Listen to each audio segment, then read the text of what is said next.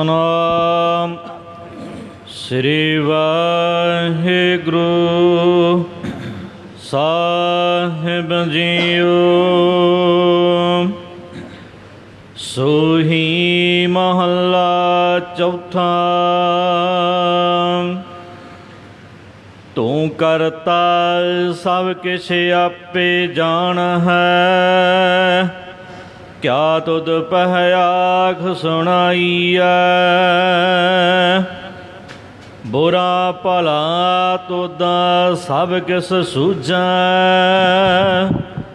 जेहा को करे तेहा को पाईया।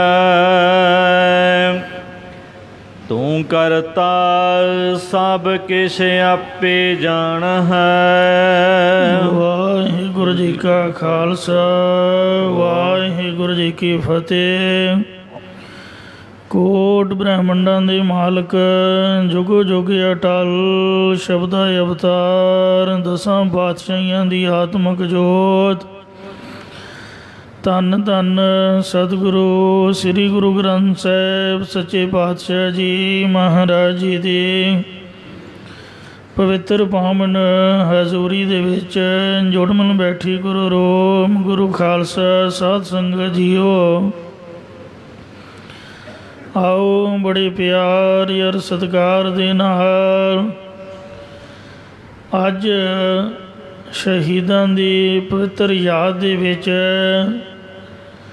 जो दसवीं का दिहाड़ा मनाया जाता है, दसवीं के दिहाड़े ते शहीदां दी पवित्र याद दे विच बड़े प्यार और सत्कार दे नाल इस स्थान दे चल रही लड़ीवार कथा विचार जो सूही राग दे विच 735 अंग ते पहुँची है।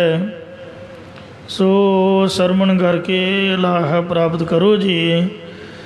एक बार रसना की पवित्रता लई उचारण करो सतनाम श्री वाहिगुरु जी। सतनाम श्री वाहिगुरु साहिब जीओ।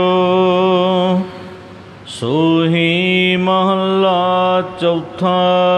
सूही राग दे विच चौथे पातशाह सोढ़ी सुल्तान धन सतगुरु रामदास साहिब जी महाराज शोभामन उपदेश की बख्शिश करते हैं। तू करता सब किश आपे जान है। हे वाहिगुरु तू सारी सृष्टि का करता रचनहार है अति आप ही सारा कुछ जानता है। क्या तुद पह आख सुनाईया। असीं तेरे पास की कह करके सुनाना करिए, भाव तेरे कोलों कुछ भी लुकिया छिपिया नहीं है। जो अंतरजामी बादशाह है घट घट के अंतर की जानत, भले बुरे की पीर पछानत। सो जेड़ा वाहिगुरु अकाल पुरख सबना दे दिलों दी जो भी भली बुरी बात है उसनों जानता है, उन्होंने छड्ड के ते किहदे अगे अरदास करिए। मैं सब के छोड़ प्रभ तो ही ते आया, किस आज्ञा कीचै अरदास। जेड़ा महाराज बिन बोलिया सब किश जानदा, साडे दिल विच की वरत रहा है, चंगा वरत रहा है माड़ा वरत रहा है, साडे मन विच कैसी भावना है वो बिना ही बोलण तो जानदा है। जिहड़ा दिल दियां जानदा है फिर सच्ची सुच्ची भावना नूं धारण करके उस वाहिगुरू नूं छड्ड के किहदे अगे अरदास करिए।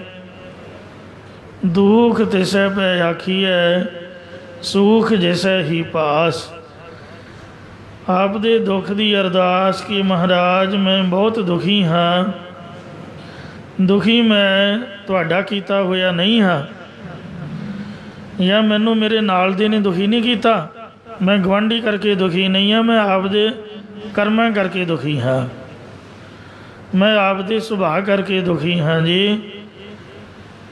ਮੇਰੇ ਕਰਮਾਂ ਨੂੰ ਮਹਾਰਾਜ ਬਖਸ਼ ਲਓ। ਸੋ ਇਸ ਤਰ੍ਹਾਂ ਮਹਾਰਾਜ ਦੇ ਚਰਨਾਂ 'ਚ ਨਿਮਰਤਾ ਸਹਿਤ ਅਰਦਾਸ ਕਰਨ ਤੋਂ ਦੁੱਖ ਤਿਸੈ ਭੈ ਆਖੀਐ, ਸੁਖ ਜਿਸੈ ਹੀ ਪਾਸ, ਸੁੱਖਾਂ ਦੀ ਪ੍ਰਾਪਤੀ ਹੁੰਦੀ ਹੈ। ਕਿਉਂਕਿ ਉਹ ਵਾਹਿਗੁਰੂ ਦੁੱਖ ਲੈ ਕੇ ਸੁੱਖ ਬਖਸ਼ਿਸ਼ ਕਰਦਾ ਹੈ, ਜਿਹਦੇ ਘਰ ਦੇ ਵਿੱਚ ਸਾਰੇ ਸੁੱਖ ਹਨ।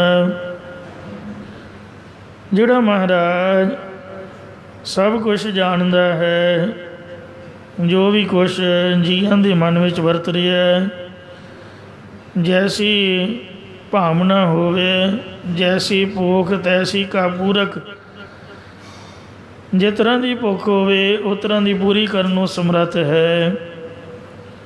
ਅਤੇ ਫਿਰ ਉਸ ਵਾਹਿਗੁਰੂ ਸਰਬ ਕਲਾ ਸਮਰੱਥ ਪਰਮਾਤਮਾ ਨੂੰ ਛੱਡ ਕੇ ਕਿਹਦੇ ਅੱਗੇ ਦੱਸੀਏ ਭਾਈ। ਹੇ ਵਾਹਿਗੁਰੂ, ਤੂੰ ਸਾਰੀ ਸ੍ਰਿਸ਼ਟੀ ਦਾ ਕਰਤਾ ਰਚਨਹਾਰ ਹੈ ਅਤੇ ਆਪ ਹੀ ਸਾਰਾ ਕੁਝ ਜਾਣਦਾ ਹੈ। ਅਸੀਂ ਤੇਰੇ ਪਾਸ ਕੀ ਕਹਿ ਕਰਕੇ ਸੁਣਾਉਣਾ ਕਰੀਏ, ਭਾਵ ਤੇਰੇ ਕੋਲੋਂ ਕੁਝ ਵੀ ਲੁਕਿਆ ਛੁਪਿਆ ਨਹੀਂ ਹੈ। ਬਹੁਤਾ ਬੋਲਣ ਝੱਖਣ ਹੋਏ, ਬਿਨ ਬੋਲੇ ਜਾਣੇ ਸਭ ਸੋਏ। ਜਿਹੜਾ ਮਹਾਰਾਜ ਦੇ ਭਾਣੇ ਤੋਂ ਉਲਟ ਬਹੁਤੇ ਬੋਲਾਂ ਦਾ ਬੋਲਣਾ ਉਹ ਝੱਖਾ ਮਾਰਨੀਆਂ ਹਨ। ਉਹ ਪਰਮਾਤਮਾ ਅਕਾਲ ਪੁਰਖ ਵਾਹਿਗੁਰੂ ਬਿਨਾਂ ਬੋਲਣ ਤੋਂ ਹੀ ਸਭਨਾਂ ਦੇ ਦਿਲਾਂ ਦੀ ਜਾਣਦਾ ਹੈ। ਬੁਰਾ ਭਲਾ ਤੁਧਾ ਸਭ ਕਿਸ ਸੂਝੈ, ਬੁਰਾ ਮੰਦਾ ਭਲਾ ਚੰਗਾ ਸੰਕਲਪ ਕਰਮ ਤੈਨੂੰ ਸਾਰਾ ਕੁਝ ਹੀ ਦਿਖਦਾ ਹੈ। ਜਿਹਾ ਕੋ ਕਰੇ ਤਿਹਾ ਕੋ ਪਾਈਐ, ਜੈਸਾ ਕੋਈ ਕਰਮ ਕਰਤੱਵ ਕਰਦਾ ਹੈ ਉਹੋ ਜਿਹਾ ਹੀ ਕੋਈ ਫਲ ਪਾ ਲੈਂਦਾ ਹੈ। ਆਪੇ ਬੀਜ ਆਪੇ ਹੀ ਖਾਹੋ, ਨਾਨਕ ਹੁਕਮੀ ਆਵੋ ਜਾਹੋ।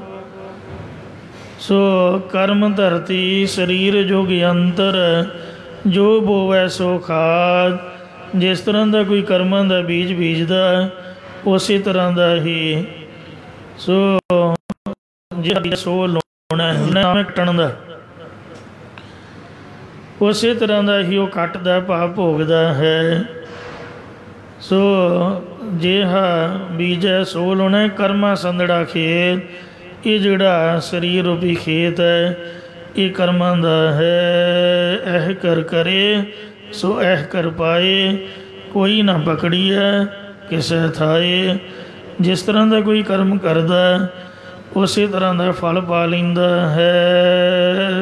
ਮੇਰੇ ਸਾਹਿਬਾ, ਇਹ ਮੇਰੇ ਮਾਲਕ ਮੇਰੇ ਵਾਹਿਗੁਰੂ, ਤੂੰ ਅੰਤਰ ਕੀ ਬਿਦ ਜਾਣਾ ਹੈ, ਤੂੰ ਸਾਰਿਆਂ ਦੇ ਅੰਦਰ ਦੀ ਹਾਲਤ ਨੂੰ ਜਾਣਦਾ ਹੈ। ਬੁਰਾ ਭਲਾ ਤੁਧਾ ਸਭ ਕਿਸ ਸੂਝੈ, ਮੰਦਾ ਕੀ ਹੈ ਚੰਗਾ ਕੀ ਹੈ ਤੈਨੂੰ ਸਾਰਾ ਕੁਝ ਹੀ ਦਿਖਦਾ ਹੈ। ਤੁਧ ਭਾਵੈ ਤਿਵੈ ਬੁਲਾਵਹਿ, ਜਿਵੇਂ ਤੈਨੂੰ ਭਾਉਂਦਾ ਹੈ ਤਿਵੇਂ ਹੀ ਜੀਵਾਂ ਤੋਂ ਬੋਲਾਂ ਨੂੰ ਬੁਲਾਉਂਦਾ ਹੈ। ਜਿਉਂ ਬੁਲਾਵੇ ਹੈ ਤਿਉਂ ਬੋਲੇ ਹੈ ਸੁਆਮੀ। ਕੁਦਰਤ ਕਮਣ ਹਮਾਰੀ, ਸਾਧ ਸੰਗ ਨਾਨਕ ਜਸ ਗਾਇਓ। ਜੋ ਪ੍ਰਭ ਕੀ ਅਤ ਪਿਆਰੀ, ਰਹਾਉ ਵਿਸ਼ਰਾਮ ਦੇ ਕਰ ਫੁਰਮਾਨ ਕਰਦੇ ਨੇ। ਸਭ ਮੋਹ ਮਾਇਆ ਸਰੀਰ ਹਰ ਕੀਆ, ਇਹ ਹਰੀ ਪਰਮੇਸ਼ਰ ਤੂੰ ਆਪ ਸਾਰੇ ਸਰੀਰਾਂ ਦੇ ਵਿੱਚ ਮਾਇਆ ਦਾ ਮੋਹ ਪ੍ਰਗਟ ਕੀਤਾ ਹੋਇਆ ਹੈ। ਜੇ ਮਾਂ ਦੇ ਮਨ ਦੇ ਵਿੱਚ ਬੱਚੇ ਦਾ ਮੋਹ ਨਾ ਹੋਵੇ ਉਹਦੀ ਨਲੀ ਕੌਣ ਪੂੰਝੇ, ਉਹਦਾ ਗੰਦ ਕੌਣ ਸਾਫ਼ ਕਰੇ। ਆਪ ਗਿੱਲੇ ਥਾਂ ਮਾਂ ਬਹਿੰਦੀ ਹੈ, ਬੱਚੇ ਨੂੰ ਸੁੱਕੇ ਥਾਂ ਪਾਉਂਦੀ ਹੈ। ਇਹ ਪਰਮਾਤਮਾ ਦੀ ਕੁਦਰਤ ਹੈ। ਵੀ ਹਰੇਕ ਮਾਂ ਦੇ ਵਿੱਚ ਬੱਚੇ ਦਾ ਮੋਹ ਪੈਦਾ ਕੀਤਾ ਹੈ।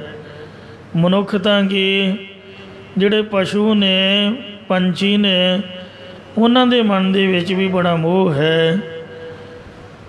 ਰੱਬ ਨਾ ਕਰੇ ਕੋਈ ਮੱਝ ਗਾਂ ਦਾ ਕੋਈ ਕੱਟਾ ਬੱਛਾ ਮਰ ਜਾਵੇ ਅਤੇ ਉਹ ਦੁੱਧ ਉੱਪਰ ਨੂੰ ਚੜ੍ਹਾ ਲੈਂਦੀਆਂ ਨੇ। ਜਿਹੜੇ ਸਿਆਣੇ ਬੰਦੇ ਨੇ ਉਹ ਕੱਟੇ ਬੱਚੇ ਦੀ ਖਲ ਦੇ ਵਿੱਚ ਤੂੜੀ ਆਦਿਕ ਭਰ ਕੇ ਅਤੇ ਉਹਦੇ ਅੱਗੇ ਬੁੱਤ ਜਿਹਾ ਖੜ੍ਹਾ ਕਰਕੇ ਉਹਨੂੰ ਭੁਲੇਖਾ ਪਾਉਂਦੇ ਨੇ ਵੀ ਇਹ ਬੱਚਾ ਹੈ। ਉਹ ਚਮੜੇ ਨੂੰ ਚੱਟੀ ਜਾਊਗੀ ਅਤੇ ਦੁੱਧ ਉਤਾਰ ਕੇ ਦੁੱਧ ਦੇਈ ਜਾਊਗੀ। ਇੰਨਾ ਮੋਹ ਹੈ ਪਸ਼ੂਆਂ ਦੇ ਵਿੱਚ ਵੀ। ਔਰ ਜਿਹੜੀ ਕੱਟੇ ਬੱਚੇ ਵਾਲੀ ਗਾਂ ਜਾਂ ਮੱਝ ਹੈ ਉਹਨੂੰ ਰੱਸੇ ਦੀ ਕੋਈ ਲੋੜ ਨਹੀਂ। ਆਹ ਮੰਡੀਆਂ ਦੇ ਵਿੱਚ ਵੇਚਣ ਵਾਲੇ ਸਾਈਕਲ ਦੇ ਮਗਰ ਟੋਕਰੇ ਜਿਹੇ 'ਚ ਉਹਨਾਂ ਦਾ ਬੱਚਾ ਰੱਖ ਕੇ ਅਤੇ ਤੁਰੇ ਜਾਂਦੇ ਨੇ ਸਾਈਕਲ ਦੇ ਉੱਪਰ ਚੜ੍ਹ ਕੇ, ਅਤੇ ਡੰਗਰ ਆਪਣੇ ਆਪ ਹੀ ਮਗਰ ਭੱਜਾ ਆਉਂਦਾ ਹੈ। ਇਹਨਾਂ ਵੇਖੋ ਮੋਹ ਹੈ। ਆਹ ਜਿਹੜੀ ਬਾਂਦਰੀ ਹੈ ਇੰਨੀ ਸਿਆਣੀ ਹੈ, ਜੇ ਕਿਤੇ ਰੱਬ ਨਾ ਕਰੇ ਕੋਈ ਬੱਚਾ ਉਹਦਾ ਮਰ ਜਾਏ ਅਤੇ ਓਨਾ ਚਿਰ ਉਹ ਛਾਤੀ ਦੇ ਨਾਲੋਂ ਮਰੇ ਬੱਚੇ ਨੂੰ ਨਹੀਂ ਲਾਉਂਦੀ ਜਿੰਨਾ ਚਿਰ ਕਿ ਦੂਜਾ ਨਾ ਹੋ ਜਾਏ। ਮਨੁੱਖ ਤਾਂ ਭਾਵੇਂ ਜਾਗਦੇ ਦਿਮਾਗ ਵਾਲਾ ਹੈ, ਇਹਨੂੰ ਤਾਂ ਸਾਰੀ ਸਮਝ ਹੈ, ਸੋਝੀ ਹੈ, ਇਹਦੇ ਮਨ ਦੇ ਵਿੱਚ ਤਾਂ ਮੋਹ ਹੋਣਾ ਹੀ ਹੋਣਾ ਹੈ। ਜੇ ਪਰਮਾਤਮਾ ਮੋਹ ਪੈਦਾ ਨਾ ਕਰੇ ਤਾਂ ਦੁਨੀਆ ਭੁੱਖੀ ਮਰ ਜਾਏ। ਲਾਣੇਦਾਰ ਸਾਰੇ ਟੱਬਰ ਨੂੰ ਪਾਲਦਾ ਹੈ, ਪਤਾ ਨਹੀਂ ਕਿੱਥੋਂ ਕਿੱਥੋਂ ਮਾਇਆ ਧੇਲਾ ਖਾਣ ਪੀਣ ਦੀਆਂ ਚੀਜ਼ਾਂ ਵਸਤੂਆਂ ਲਿਆ ਕੇ, ਜਿਸ ਤਰ੍ਹਾਂ ਚਿੜੀ ਆਪਦੇ ਵੋਟਾਂ ਦੇ ਮੂੰਹ 'ਚ ਚੋਗਾ ਪਾਉਂਦੀ ਹੈ, ਇਸ ਤਰ੍ਹਾਂ ਦੇਸ਼ ਛੋੜ ਪਰਦੇਸਾਂ ਧਾਇਆ ਦੇਸ਼ਾਂ ਪ੍ਰਦੇਸ਼ਾਂ ਤੋਂ ਲਿਆ ਕੇ ਆਪਦੇ ਲਾਣੇ ਦੇ ਮੂੰਹ ਦੇ ਵਿੱਚ ਪਾਉਂਦਾ ਹੈ। ਇਹ ਮੋਹ ਹੀ ਤਾਂ ਹੈ, ਇਹ ਪਰਮਾਤਮਾ ਨੇ ਪੈਦਾ ਕੀਤਾ ਹੈ ਸਾਰੇ ਸਰੀਰਾਂ ਦੇ ਵਿੱਚ। ਜੇ ਆਪਾਂ ਕਹੀਏ ਕਿ ਆਪਾਂ ਕੋਈ ਟੱਬਰ ਦਾ ਮੋਹ ਨਹੀਂ ਕਰਦੇ, ਅਸੀਂ ਤਾਂ ਮੋਹ ਤੋਂ ਬਚੇ ਹੋਏ ਹਾਂ, ਸਾਨੂੰ ਆਪਦੇ ਸਰੀਰ ਦਾ ਤਾਂ ਮੋਹ ਹੈ ਹੀ ਹੈ। ਆਪਾਂ ਸਰੀਰ ਨੂੰ ਨਿਭਾਉਂਦੇ ਹਾਂ, ਧਮਾਉਂਦੇ ਹਾਂ, ਸੋਹਣਾ ਸਵਾਰਦੇ ਹਾਂ। ਕਈ ਤਾਂ ਸਾਰੀ ਦਿਹਾੜੀ ਇੰਨਾ ਵੀ ਸਰੀਰ ਨਾਲ ਮੋਹ ਕੀ ਹੋਇਆ, ਸ਼ੀਸ਼ੇ ਅੱਗੇ ਬੈਠ ਕੇ ਗੁਜ਼ਾਰ ਦਿੰਦੇ ਨੇ। ਪੱਗ ਬੰਨ੍ਹ ਲਈ ਅਤੇ ਢਾਹ ਦਿੱਤੀ, ਬੰਨ੍ਹ ਲਈ ਅਤੇ ਢਾਹ ਦਿੱਤੀ, ਮੂੰਹ ਸਵਾਰੀ ਗਏ। ਇਸ ਤਰੀਕੇ ਦੇ ਨਾਲ ਸਰੀਰ ਦੀ ਸੇਵਾ ਦੇ ਵਿੱਚ ਹੀ ਕਦੀ ਇਹਨੂੰ ਖਵਾ ਲਿਆ, ਕਦੀ ਪਿਆ ਲਿਆ, ਕਦੀ ਸਵਾ ਲਿਆ। ਸਰੀਰ ਦਾ ਮੋਹ ਤਾਂ ਹੈ ਹੀ ਹੈ। ਉਹ ਪਰਮਾਤਮਾ ਅਕਾਲ ਪੁਰਖ ਨੇ ਵੇਖੋ ਸਾਰਿਆਂ ਨੂੰ ਪੇਟ ਦਾ ਮੋਹ ਲਾਇਆ ਹੋਇਆ, ਆਪ ਦਾ ਢਿੱਡ ਭਰਨ ਵਾਸਤੇ ਭਾਵੇਂ ਇਹਨੂੰ 100 ਪਾਪ ਕਰਨਾ ਪਵੇ, ਇਹ ਪੁੱਜ ਕੇ ਆਪ ਦਾ ਪੇਟ ਭਰਨ ਦੀ ਕੋਸ਼ਿਸ਼ ਕਰਦਾ ਹੈ। ਇਹ ਹਰੀ ਪਰਮੇਸ਼ਰ ਤੂੰ ਬੜਾ ਬੇਅੰਤ ਹੈ, ਤੂੰ ਸਾਰੇ ਸਰੀਰਾਂ ਦੇ ਵਿੱਚ ਮਾਇਆ ਦਾ ਮੋਹ ਪ੍ਰਗਟ ਕੀਤਾ ਹੋਇਆ। ਇੱਕ ਜੜ ਮਾਇਆ ਹੈ, ਇੱਕ ਚੇਤਨ ਮਾਇਆ ਹੈ।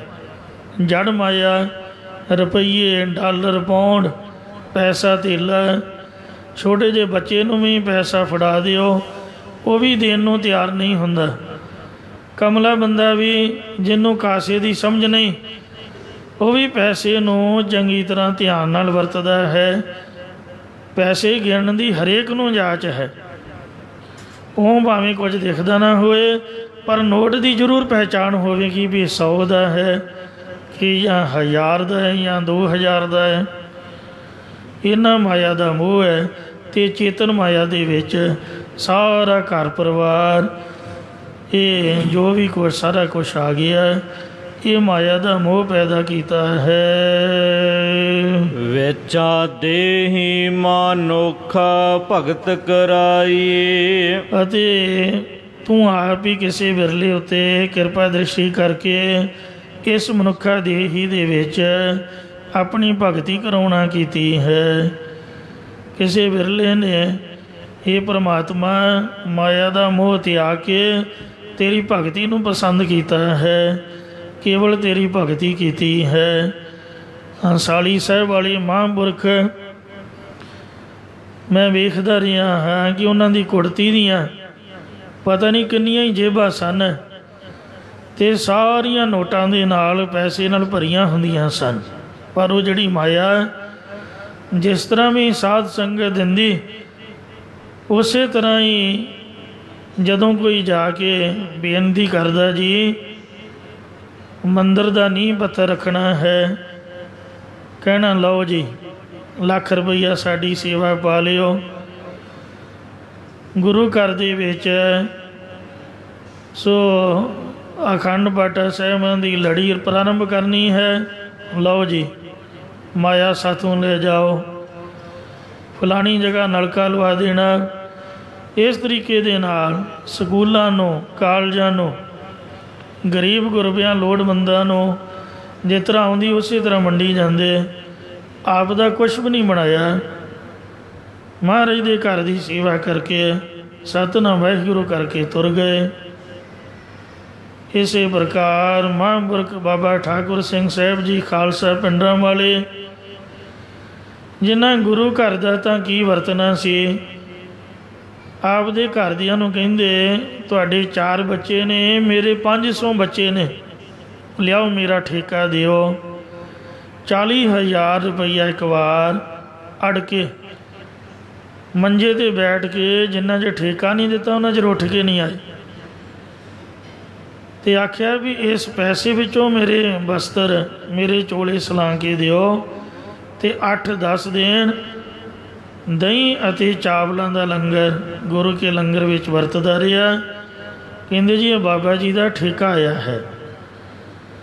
ਤੋ ਇਸ ਤਰੀਕੇ ਦੇ ਨਾਲ ਬਾਣੀਓ ਹੀ ਪੜ੍ਹੀ ਸਾਰੀ ਉਮਰ, ਔਰ ਗੁਰੂ ਘਰ ਦੀ ਨਿਸ਼ਕਾਮ ਸੇਵਾ ਕੀਤੀ।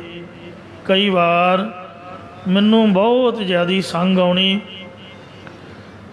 ਬਹੁਤ ਜ਼ਿਆਦਾ ਮਹਿਸੂਸ ਹੋਣਾ, ਇੰਨਾ ਉਹਨਾਂ ਦਾ ਤਿਆਗ ਸੀਗਾ ਵੀ ਜੋ ਵੀ ਚਾਬੀਆਂ ਸਭ ਸਿੰਘਾਂ ਦੇ ਹੱਥ ਵਿੱਚ ਹੋਣੀਆਂ, ਅਤੇ ਜਦ ਚੋਲਾ ਬਦਲ ਕੇ ਗੁਰੂ ਘਰ ਆਉਣਾ, ਆਪਦੀ ਜੇਬ ਵੀ ਨਾ ਵੇਖਣੀ, ਖਾਲੀ ਜੇਬ, ਚਰਨ ਗੰਗਾ ਤੋਂ ਪੈਰ ਧੋਂਦਿਆਂ ਕਹਿਣਾ ਲਿਆਓ 10 ਰੁਪਈਏ ਦਿਓ, ਕੋਈ ਪੈਸਾ ਧੇਲਾ ਹੈ ਮਹਾਰਾਜ ਨੂੰ ਮੱਥਾ ਟੇਕਣ ਲਈ। ਤੋ ਸਾਥੋਂ ਪੈਸੇ ਲੈ ਕੇ ਅਤੇ ਫਿਰ ਮਹਾਰਾਜ ਨੂੰ ਮੱਥਾ ਟੇਕਣਾ, ਹੈਰਾਨ ਹੋ ਜਾਈਦਾ ਸੀ। ਅਤੇ ਇਸ ਵਾਸਤੇ ਜਿਨ੍ਹਾਂ 'ਤੇ ਰੱਬ ਦੀ ਕਿਰਪਾ ਹੈ ਉਹਨਾਂ ਦੇ ਮਨ ਦੇ ਵਿੱਚ ਇਹ ਤਿਆਗ ਅਤੇ ਵੈਰਾਗ ਹੈ। ਪਰ ਕਰੋੜਾਂ ਦੇ ਵਿੱਚੋਂ, 100 ਦੇ ਵਿੱਚੋਂ ਨਹੀਂ, 1000 ਵਿੱਚੋਂ ਨਹੀਂ, 1 ਕਰੋੜ ਬੰਦਾ ਇਕੱਠਾ ਹੋ ਜਾਏ, ਕਰੋੜ ਦਾ ਮਤਲਬ ਅਣਗਿਣਤ, ਅਤੇ ਇਹੋ ਜਿਹਾ ਇੱਕ ਅੱਧਾ ਮਹਾਂਪੁਰਖ ਮਿਲੇਗਾ ਜਿਹਦੇ 'ਤੇ ਰੱਬ ਨੇ ਕਿਰਪਾ ਕਰਕੇ ਮਾਇਆ ਦਾ ਮੋਹ ਦੂਰ ਕੀਤਾ ਹੈ। ਨਹੀਂ ਤਾਂ ਮੇਰੇ ਮਨ ਵਿੱਚ ਵੀ ਇੱਛਾ ਹੈ, ਔਰ ਤੁਹਾਡੇ ਮਨ ਵਿੱਚ ਵੀ ਇੱਛਾ ਹੈ। ਪਰਮਾਤਮਾ ਨੇ ਸਾਡੇ ਮਨ 'ਚ ਭੁਲੇਖਾ ਖੜਾ ਕੀਤਾ ਹੈ ਕਿ ਸ਼ਾਇਦ ਮਾਇਆ ਕਰਕੇ ਹੀ ਸਾਨੂੰ ਸੁੱਖ ਮਿਲੇਗਾ, ਬਹੁਤੀ ਤੋਂ ਬਹੁਤੀ ਮਾਇਆ ਆਏਗੀ, ਸਾਡਾ ਘਰ-ਬਾਰ ਬਣੇਗਾ, ਗੱਡੀਆਂ ਮੋਟਰਾਂ, ਸੁੱਖ ਸਹੂਲਤਾਂ, ਕੱਪੜਾ ਲੀੜਾ, ਹੋਰ ਸਾਰਾ ਕੁਝ ਜੋ ਅਸੀਂ ਚਾਹੁੰਦੇ ਹਾਂ ਪੈਸੇ ਨਾਲ ਹੀ ਪ੍ਰਾਪਤ ਹੁੰਦਾ। ਪਰ ਐਸਾ ਕੁਛ ਨਹੀਂ ਹੈ, ਇੱਕ ਭਰਮ ਹੈ, ਇੱਕ ਭੁਲੇਖਾ ਹੈ। ਸੁੱਖ ਤਾਂ ਰੱਬ ਦੀ ਦੇਣ ਹੈ, ਉਹ ਬਿਨਾਂ ਪੈਸੇ ਤੋਂ ਵੀ ਦੇ ਸਕਦਾ ਹੈ, ਪਰ ਪਰਮਾਤਮਾ ਦੀ ਕੁਦਰਤ ਹੈ ਕਿ ਸਭ ਸਰੀਰਾਂ ਦੇ ਵਿੱਚ ਉਸ ਵਾਹਿਗੁਰੂ ਨੇ ਜੜ ਮਾਇਆ ਅਤੇ ਚੇਤਨ ਮਾਇਆ ਦਾ ਮੋਹ ਪੈਦਾ ਕੀਤਾ ਹੈ। ਕੋਈ ਵਿਰਲੇ ਮਹਾਂਪੁਰਖ ਦੇ ਪਾਸੋਂ ਕਿਰਪਾ ਦ੍ਰਿਸ਼ਟੀ ਕਰਕੇ ਇਸ ਮਨੁੱਖਾ ਦੇਹੀ ਦੇ ਅੰਦਰ ਆਪਣੀ ਭਗਤੀ ਕਰਾਈ ਹੈ। ਇਸੇ ਪ੍ਰਕਾਰ ਸਭ ਮੋਹ ਮਾਇਆ ਸਰੀਰ ਹਰ ਕੀਆ। ਇਹ ਪਰਮੇਸ਼ਰ ਹੈ, ਤੂੰ ਆਪ ਹੀ ਹੋਰ ਸਾਰੇ ਸਰੀਰਾਂ ਵਿੱਚ ਮਾਇਆ ਦਾ ਮੋਹ ਪ੍ਰਵਿਰਤ ਕੀਤਾ ਹੋਇਆ ਹੈ। ਭਾਵ ਉਹਨਾਂ ਜੂਨਾਂ ਦੇ ਜੀਵ ਅਵਿਦਿਆ ਦੇ ਕਾਰਨ ਸਦਾ ਰਾਗ ਦਵੈਖ ਵਿੱਚ ਪਏ ਰਹਿੰਦੇ ਹਨ। ਆ ਵੇਖੋ ਸਕੂਲਾਂ ਦੇ ਵਿੱਚ, ਕਾਲਜਾਂ ਦੇ ਵਿੱਚ ਬਹੁਤੀਆਂ ਜਿਹੜੀਆਂ ਲੜਾਈਆਂ ਨੇ ਇੱਕ ਦੂਜੇ ਦੇ ਮੋਹ ਕਾਰਨ ਹੁੰਦੀਆਂ ਨੇ। ਸੋ ਜਿੰਨਾ ਵੀ ਸੰਸਾਰ ਦੇ ਵਿੱਚ ਕਲੇ ਕਲੇਸ਼ ਹੈ, ਇਹ ਸਭ ਮੋਹ ਦੇ ਕਾਰਨ ਹੈ। ਵਿੱਚ ਦੇਹੀ ਮਨੁੱਖਾ ਭਗਤ ਕਰਾਈ, ਪਰ ਮਨੁੱਖਾ ਦੇਹੀ ਦੇ ਵਿੱਚ ਹੀ ਤੂੰ ਕਿਰਪਾ ਕਰਕੇ ਆਪਣੀ ਭਗਤੀ ਕਰਾਉਣਾ ਕੀਤੀ ਹੈ। ਇਕ ਨਾ ਸਤਿਗੁਰ ਮੇਲ ਸੁਖ ਦੇਵਾ ਹੈ, ਕਈਆਂ ਨੂੰ ਸਤਿਗੁਰੂ ਦੇ ਨਾਲ ਮੇਲ ਕੇ ਆਪਣੀ ਪ੍ਰਾਪਤੀ ਦਾ ਸੁੱਖ ਆਨੰਦ ਦੇਣਾ ਕਰਦਾ ਹੈ। ਇਕਾ ਮਨਮੁਖਾ ਤੰਦ ਪਿਟਾਈ, ਅਤੇ ਕਈ ਮਨਮੁਖਾਂ ਨੂੰ ਵਿਹਾਰਾਂ ਦੇ ਵਿੱਚ ਪਿਟਾਉਂਦਾ ਰਹਿੰਦਾ, ਭਾਵ ਖੱਜਲ ਖੁਆਰ ਕਰਦਾ ਰਹਿੰਦਾ ਹੈ। ਉਹ ਹਮੇਸ਼ਾ ਹੀ ਮੱਕੜੀ ਦੇ ਜਾਲੇ ਦੀ ਤਰ੍ਹਾਂ ਆਪੇ ਹੀ ਜਾਲਾ ਬੁਣਦੇ ਨੇ। ਧੰਦਿਆਂ ਦਾ ਧੰਦਾ ਕਰਦਿਆਂ ਨਿਰਫਲ ਜਨਮ ਗਵਾਇਆ, ਸਾਰੀ ਉਮਰ ਨਿਸਫਲ ਹੀ ਗਵਾ ਬੈਠਦੇ ਨੇ। ਵਿੱਚ ਫਸ ਕੇ ਆਪ ਹੀ ਆਪ ਦੇ ਧੰਦਿਆਂ 'ਚ ਮਰ ਜਾਂਦੇ ਨੇ।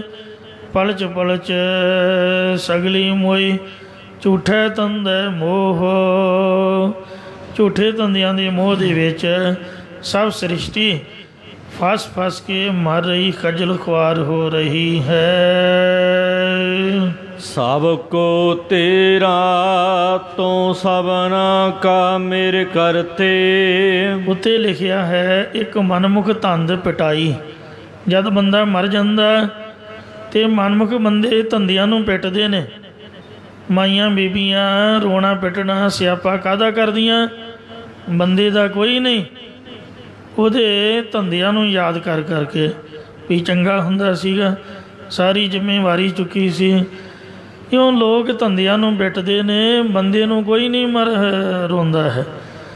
ਇਹ ਮੇਰੇ ਕਰਤੇ ਰਚਨਹਾਰ ਪਰਮਾਤਮਾ ਸਭ ਕੋਈ ਤੇਰਾ ਹੀ ਪੈਦਾ ਕੀਤਾ ਹੋਇਆ ਹੈ ਅਤੇ ਤੂੰ ਸਾਰਿਆਂ ਦਾ ਮਾਲਕ ਹੈ। ਸਭ ਕੋ ਤੇਰਾ ਤੂੰ ਸਭਨਾ ਕਾ ਮੇਰੇ ਕਰਤੇ, ਤੂੰ ਕਰਤਾ ਸਚਿਆਰ ਮੈਡਾ ਸਾਈਂ। ਤੂੰ ਮੇਰਾ ਸਾਈਂ ਹੈ, ਮੇਰਾ ਮਾਲਕ ਹੈ, ਮੇਰਾ ਹੀ ਨਹੀਂ ਸਾਰਿਆਂ ਦਾ ਹੈ। ਸਭ ਕੋਈ ਤੇਰਾ ਪੈਦਾ ਕੀਤਾ ਹੋਇਆ ਇਹ ਰਚਨਾ ਹਰ ਪਰਮਾਤਮਾ, ਅਤੇ ਤੂੰ ਸਾਰਿਆਂ ਦਾ ਮਾਲਕ ਹੈ। ਤੁਮ ਦਾਤੇ ਠਾਕੁਰ ਪ੍ਰਤਪਾਲਕ, ਨਾਇਕ ਖਸਮ ਹਮਾਰੇ, ਨਿਮਕ ਨਿਮਕ ਤੁਮ ਹੀ ਪ੍ਰਤਪਾਲੋ, ਹਮ ਬਾਰਕ ਤੁਮਰੇ ਧਾਰੇ। ਤੋਦਾ ਸਭਨਾ ਸਿਰ ਲਿਖਿਆ ਲੇਖਾ, ਤੂੰ ਸਾਰਿਆਂ ਦੇ ਸਿਰ ਪਾ ਮੱਥੇ 'ਤੇ ਉਹਨਾਂ ਦੇ ਕਰਮਾਂ ਦੇ ਅਨੁਸਾਰ ਲੇਖ ਲਿਖਿਆ ਹੋਇਆ ਹੈ। ਜਿਹੇ ਤੋ ਨਦਰ ਕਰ ਹੈ, ਜੈਸੀ ਤੂੰ ਆਪਣੀ ਨਦਰ ਦ੍ਰਿਸ਼ਟੀ ਕਰਦਾ ਹੈ, ਤੇਹਾ ਕੋ ਹੋਵੈ, ਉਹੋ ਜਿਹਾ ਹੀ ਕੋਈ ਹੁੰਦਾ ਹੈ। ਬਿਨ ਨਦਰੇ ਬਿਨਾਂ ਤੇਰੀ ਦ੍ਰਿਸ਼ਟੀ ਤੋਂ ਨਾਹੀ ਕੋ ਭੇਖਾ, ਕੋਈ ਵੀ ਲਿਬਾਸ ਨਹੀਂ ਹੈ। ਸਾਡੇ 'ਤੇ ਕਿਰਪਾ ਕੀਤੀ ਹੈ ਤਾਂ ਆਪਾਂ ਗੁਰਦੁਆਰੇ ਆ ਕੇ ਬੈਠੇ ਹਾਂ।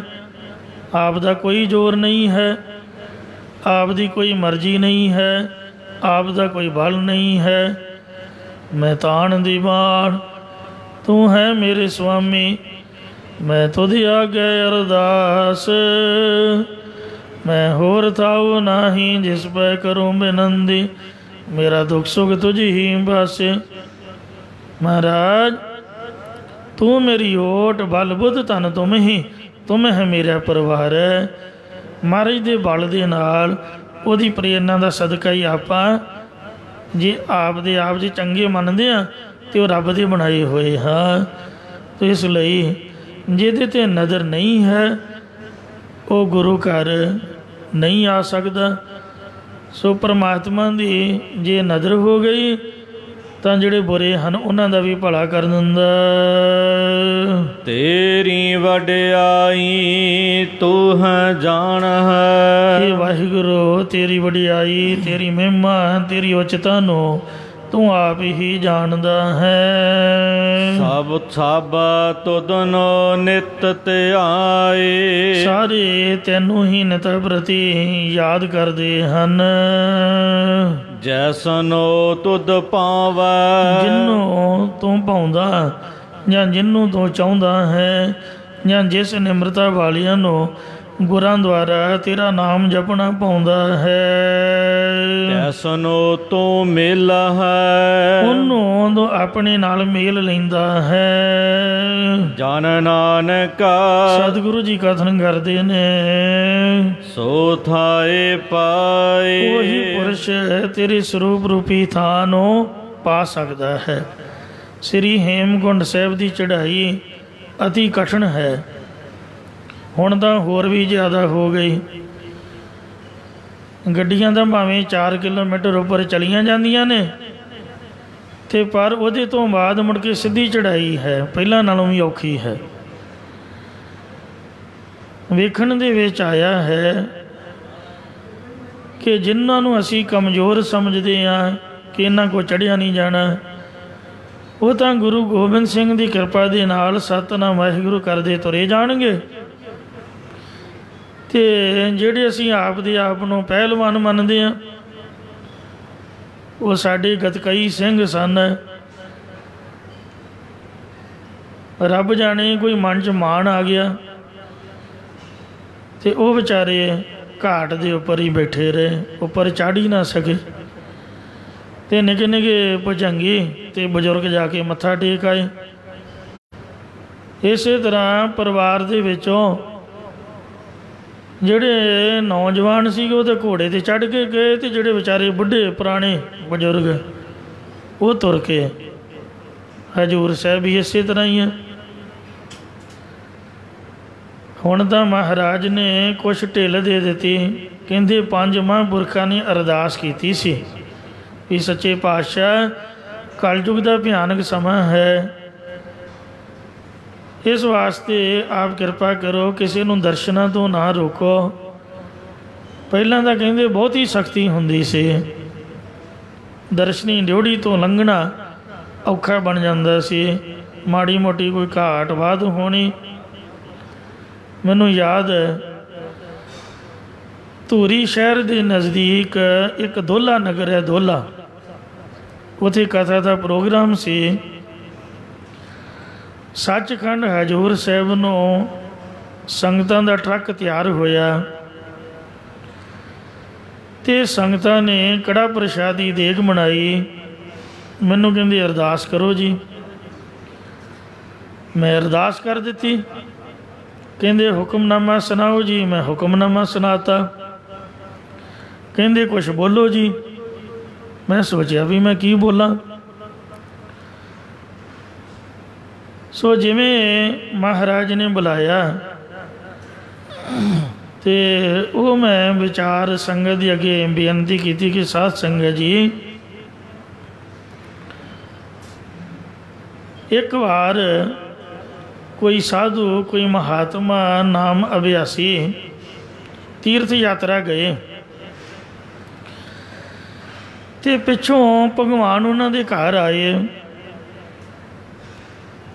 ਚੇਲਿਆਂ ਨੂੰ ਪੁੱਛਿਆ, ਕਹਿੰਦੇ ਮਹਾਤਮਾ ਕਿੱਥੇ ਗਏ ਨੇ? ਕਹਿੰਦੇ ਜੀ ਤੀਰਥ ਯਾਤਰਾ ਗਏ ਨੇ। ਮਹਾਰਾਜ ਨੇ ਸਾਧੂ ਦਾ ਰੂਪ ਬਣਾਇਆ ਸੀ। ਕਹਿਣ ਲੱਗੇ ਚੇਲਿਆਂ ਨੂੰ ਕਿ ਨਹੀਂ, ਤੀਰਥ ਯਾਤਰਾ ਕਰਨ ਨਹੀਂ ਗਏ, ਉਹ ਤਾਂ ਵਪਾਰ ਕਰਨ ਗਏ ਨੇ। ਜਦੋਂ ਮਹਾਤਮਾ ਵਾਪਸ ਆਏ ਅਤੇ ਉਹਨਾਂ ਨੇ ਇੱਕ ਭਗਵਾਨ ਦੀ ਸੋਨੇ ਦੀ ਮੂਰਤੀ ਸਸਤੀ ਮਿਲ ਰਹੀ ਸੀ, ਉਹ ਲੈ ਆਂਦੀ। ਘਰ ਆ ਕੇ ਪੁੱਛਿਆ ਚੇਲਿਆਂ ਨੂੰ, ਕਹਿੰਦੇ ਕੋਈ ਮਿਲਣ ਤਾਂ ਨਹੀਂ ਆਇਆ ਪਿੱਛੋਂ? ਕਹਿੰਦੇ ਹਾਂ, ਇੱਕ ਸਾਧੂ ਆਏ ਸੀਗੇ, ਪੁੱਛਦੇ ਸੀ ਕਿ ਭਗਤ ਜੀ ਕਿੱਥੇ ਗਏ ਨੇ। ਅਸਾਂ ਨੇ ਆਖਿਆ ਕਿ ਤੀਰਥ ਯਾਤਰਾ ਕਰਨ ਗਏ ਨੇ।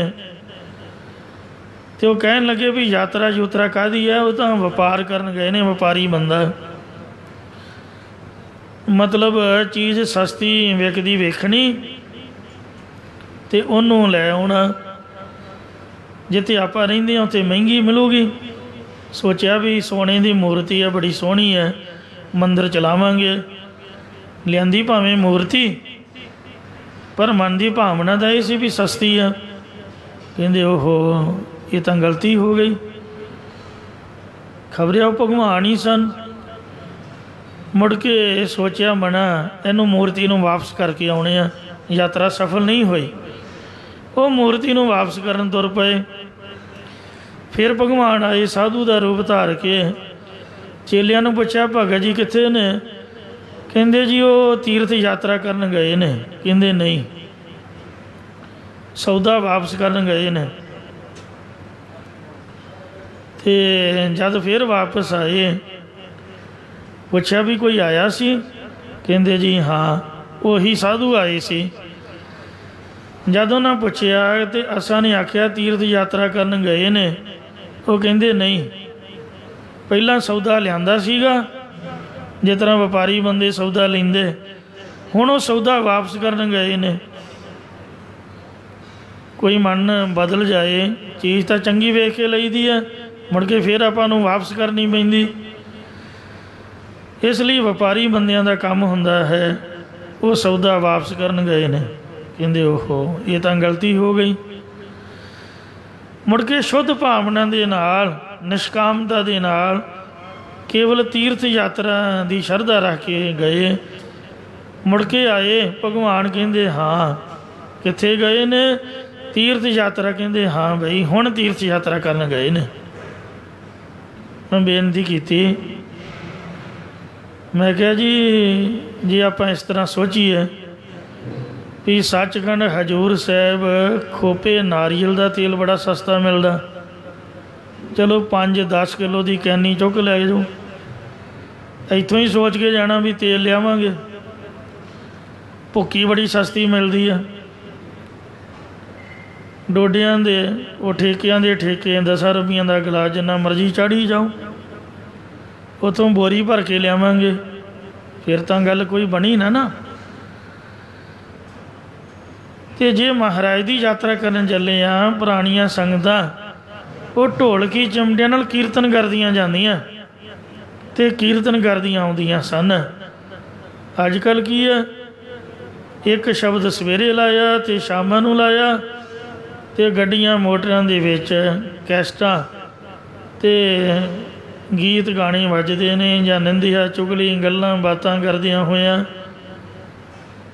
महापुरखों का सुभाव हुंदा है कि वो गुरबाणी पढ़दियां ते पढ़ाउंदियां महाराज के नाम दे विच चित्त बिरती जोड़दियां यात्रा करते हैं, तां महाराज के चरणों 'च हाज़री लगती है।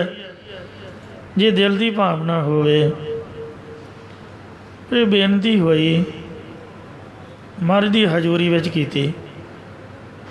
एक बजुर्ग सन, आप अपना सुभाव हुंदा है, उन्हें गुरु घर आके ते नाले तो बैठे रहना, नाले चाह बना के ग्रंथी नूं पिया देनी, आप भी पी लैनी, रगड़ा रुगड़ा ला के चंगा तेज तरार डेली का काम। ते वो गोले वाला लगड़ा, हरी बूटी वाला, चढ़दी कला ना छकना। वो संगतां ने आके प्रोग्राम का समाप्त हो गया। मैं तो उन्होंने आने तो पहला इतों तुर आया। 2 महीनों बाद प्रेमी मिले नगर निवासी, उन्होंने दसिया भी वो जोड़े बजुर्ग सन उन्होंने करके काफ़ी परेशानी आई।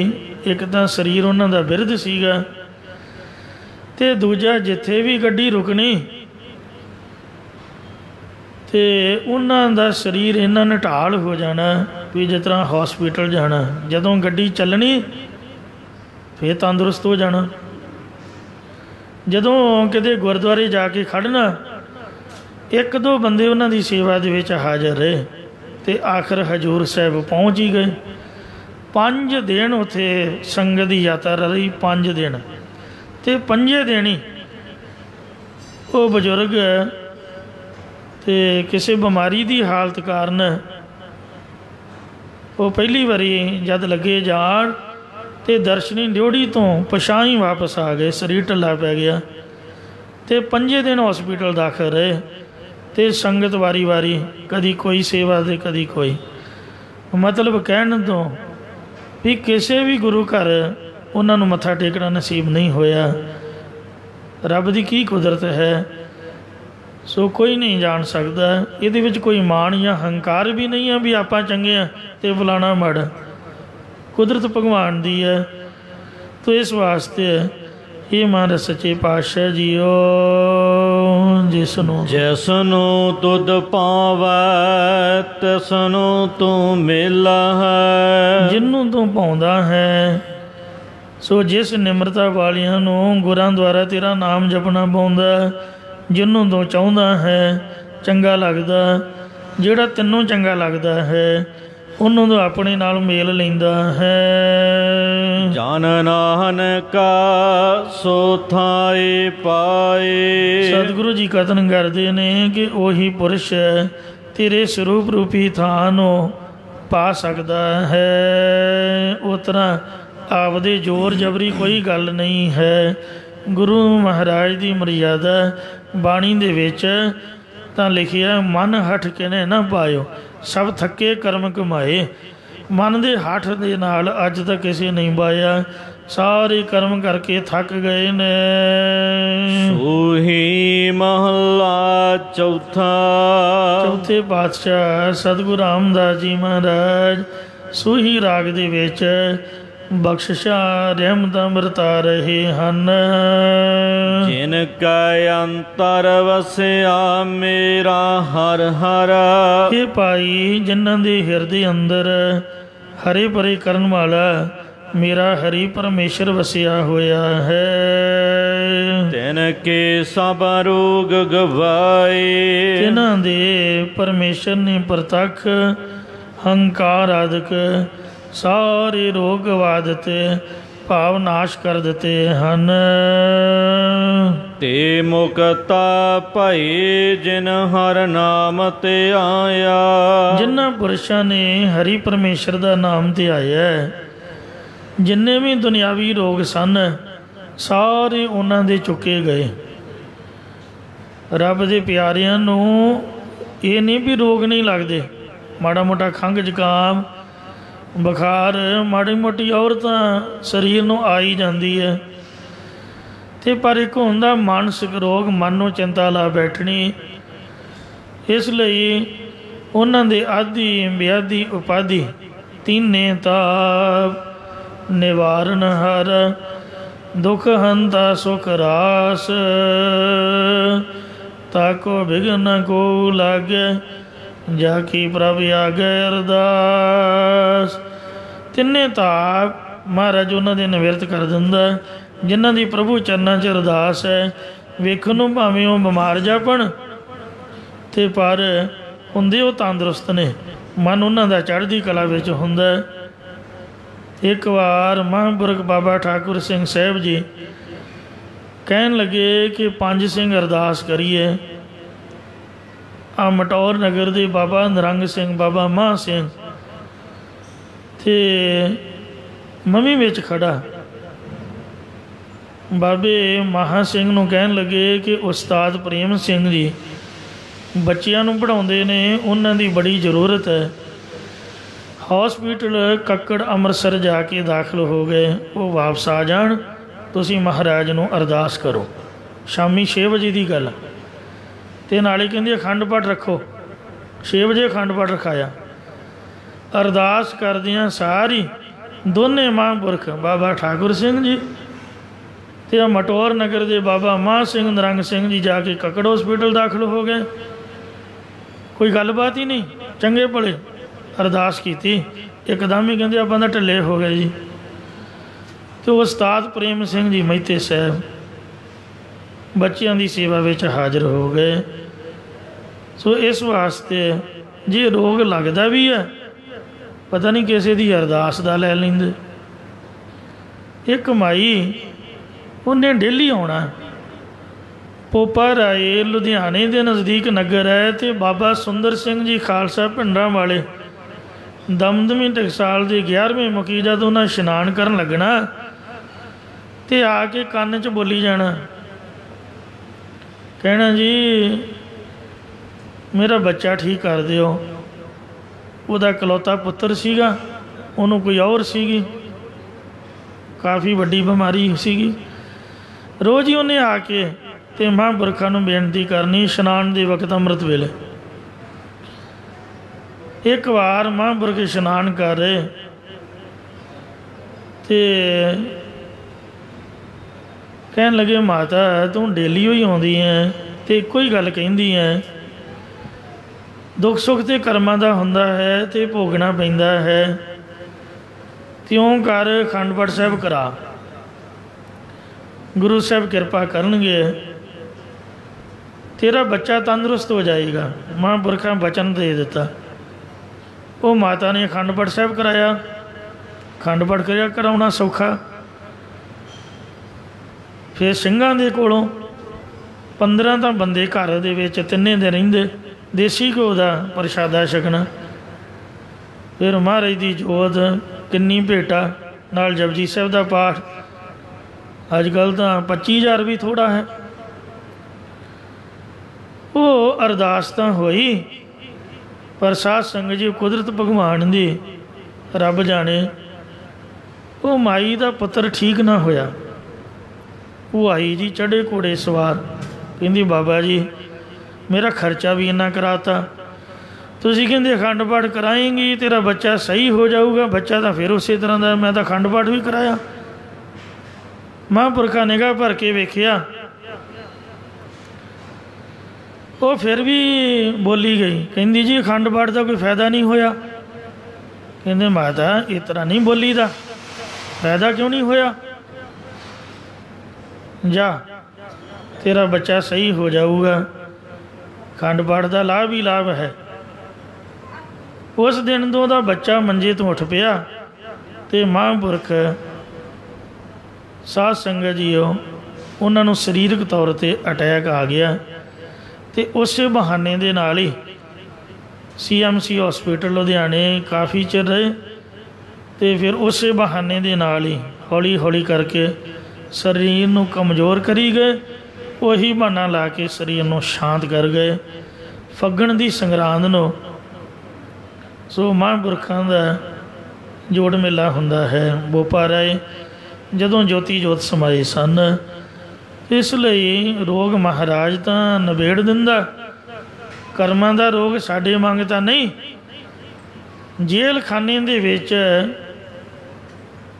एक तो आप दे कर्मां दी जेल भोगदे ने। A क्लास कैदी हुंदे ने B क्लास कैदी हुंदे ने C क्लास कैदी हुंदे ने। जिहड़ा डॉक्टर हुंदा है जेल 'चों भी जांदा है। ये थोड़ा भी वो आप दी सज़ा भोगण जांदा वो तो रोगियों का इलाज करन जांदा है। इस तरह जिहड़े संत हुंदे ने रब दे प्यार वाले महापुरख हुंदे ने। हंसाली वाले बाबा जी मैं कईयां तो पुछया भी इन्हां दा चेहरा शुरू तो ही इस तरह का सी। कहंदे नहीं बई ये तो थोड़ा चिर ही पहला इन्हां दे चेहरे दे उपर वो मौकियां की तरह सो शरीरक तौर ते वो विगाड़ आया। की पता किसी का रोग लै लिया कोई अरदास कर दी रब जाने। तो इसलिए वो तो रोगियों का इलाज करने उन्होंने दे कर्म कट्टन लई आउंदे ने। संसार रूपी जेल खाने दे विच संत डॉक्टर की तरह हैं जिहड़े गुरु महाराज ने सच्चे पातशाह एक वैद हैं जिहड़ी महाराज की संगत है जिहदी अरदास कर दे उहदे भी रोग चुक दिंदी है। सोरठ महला पंजवा मेरा वैद गुरु गोबिंदा हर हर नाम औखद मुख देव कट जम की फंदा रहा। दुनियावी रोग तो बड़े हेठा ने। जमा का जोड़ा फंदा है एक दुख राम राय काटो मेरा अगन दहर गर्भ सेरा। जमन मन का भी दुख कट देंदे ने। इयों जिन्हां ने महाराज का नाम ध्याया उन्हां दे रोग भी गवा दिते ते अंत नूं जिन्हां ने नाम ध्याया वो मुक्त भी हो गए परम पदवी नूं भी प्राप्त हो गए हन। तिन पविता परम पद पाए केवल मुक्ति परम पदवी नूं पाउणा कीता है। मेरे राम राम हे मेरे भाई हर ਹਰ ਜਨ ਆਰੋਗ ਪਾਏ। ਹਰੀ ਪਰਮੇਸ਼ਰ ਦੇ ਜਨ ਅੰਤਰੀਵ ਰੋਗ ਕਿਹੜਾ ਹੈ? ਹਉਮੈ ਅਤੇ ਅਗਿਆਨ ਦਾ ਇਤਿਆਦਿਕ ਰੋਗਾਂ ਤੋਂ ਰਹਿਤ ਹੋ ਗਏ ਹਨ। ਜੋ ਜੋ ਦੀਸੈ ਸੋ ਸੋ ਰੋਗੀ, ਰੋਗ ਰਹਿਤ ਮੇਰਾ ਸਤਿਗੁਰ ਜੋਗੀ। ਇੱਕ ਉਹ ਸਤਿਗੁਰੂ ਹੀ ਰੋਗ ਤੋਂ ਰਹਿਤ ਹੈ, ਜਾਂ ਉਹਨਾਂ ਦੀ ਕਿਰਪਾ ਦੇ ਪਾਤਰ। ਗੁਰ ਬਚਨੀ ਜਿਨਾ ਜਪਿਆ ਮੇਰਾ ਹਰ ਹਰ। ਜਿਨ੍ਹਾਂ ਨੇ ਸਤਿਗੁਰਾਂ ਦੇ ਬਚਨ ਉਪਦੇਸ਼ ਦੁਆਰਾ ਮੇਰਾ ਹਰੀ ਹਰ ਵਾਹਿਗੁਰੂ ਮਨ ਕਰਕੇ, ਬਾਣੀ ਕਰਕੇ, ਸਰੀਰ ਕਰਕੇ ਜਪਿਆ ਅਰਾਧਿਆ ਹੈ। ਤੈਨ ਕੇ ਹਉਮੈ ਰੋਗ ਗਏ। ਉਹਨਾਂ ਦੇ ਸਰੀਰਕ ਰੋਗ ਤਾਂ ਬੜੇ ਛੋਟੇ ਨੇ, ਹਉਮੈ ਆਦਿਕ ਦੇ ਰੋਗ ਵੀ ਚਲੇ ਗਏ। ਇੱਕ ਵਜ਼ੀਰ ਖਾਨ ਦਾ ਗੁਰ ਇਤਿਹਾਸ ਦੇ ਵਿੱਚ ਜ਼ਿਕਰ ਆਉਂਦਾ ਹੈ ਕਿ ਮੁਸਲਮਾਨ ਸੀ ਅਤੇ ਜਹਾਂਗੀਰ ਦਾ ਵਜ਼ੀਰ ਅਤੇ ਗੁਰੂ ਸਾਹਿਬ ਦਾ ਬੜਾ ਸ਼ਰਧਾਲੂ ਰਿਹਾ ਹੈ। ਪੰਜਵੇਂ ਪਾਤਸ਼ਾਹ ਤੋਂ ਸ਼ਰਧਾਲੂ ਬਣਿਆ ਅਤੇ ਛੇਵੇਂ ਪਾਤਸ਼ਾਹ ਤੱਕ ਜਿਹੜੀ ਵੀ ਕੋਈ ਸ਼ਿਕਾਇਤ ਬਾਦਸ਼ਾਹ ਕੋਲ ਜਾਂਦੀ ਸੀ, ਵਜ਼ੀਰ ਖਾਂ ਉਸੇ ਸ਼ਿਕਾਇਤ ਨੂੰ ਸ਼ਾਂਤ ਕਰ ਦਿੰਦਾ ਸੀ ਕਿ ਮਹਾਰਾਜ ਇਸ ਤਰ੍ਹਾਂ ਨਹੀਂ ਕਰ ਸਕਦੇ, ਇਹ ਸ਼ਿਕਾਇਤ ਲਾਉਣ ਵਾਲਾ ਝੂਠਾ ਹੈ। ਉਹ ਵੀ ਮੁਸਲਮਾਨ ਸੀ। ਉਹਨੂੰ ਜਲੋਧਰ ਦਾ ਰੋਗ ਸੀਗਾ। ਇੱਕ ਗੁਰਸਿੱਖ ਦੇ ਪਾਸੋਂ ਉਹ ਡੇਲੀ ਸੁਖਮਨੀ ਸਾਹਿਬ ਦਾ ਪਾਠ ਸੁਣਿਆ ਕਰਦਾ। ਬਾਰੀ ਦੇ ਵਿੱਚ ਬੈਠਾ ਵਿਚਾਰਾ ਕੁਰਲਾਉਂਦਾ ਹੁੰਦਾ। ਸਿੱਖ ਨੇ ਨਹਾਉਣ ਜਾਣਾ, ਆਉਂਦਿਆਂ ਜਾਂਦਿਆਂ ਸੁਖਮਨੀ ਸਾਹਿਬ ਪੜ੍ਹਨਾ, ਉਹਦੇ ਕੰਨਾਂ 'ਚ ਆਵਾਜ਼ ਪੈਣੀ, ਉਹਨੂੰ ਸੁੱਖ ਮਿਲਣਾ। ਇੱਕ ਦਿਨ ਬੁਲਾ ਕੇ ਸਾਰੀ ਬਾਣੀ ਸੁਣੀ, ਫਿਰ ਕਹਿੰਦਾ ਵੀ ਮੈਨੂੰ ਡੇਲੀ ਸੁਣਾਇਆ ਕਰ। ਉਹਦੀ ਦਰਦ ਨਿਬੜ ਗਈ ਜੀ। ਫਿਰ ਕਹਿੰਦਾ ਚੱਲ ਜਿਨ੍ਹਾਂ ਗੁਰਾਂ ਦੀ ਬਾਣੀ ਹੈ ਉਹਨਾਂ ਦੇ ਦਰਸ਼ਨ ਤਾਂ ਕਰਾ।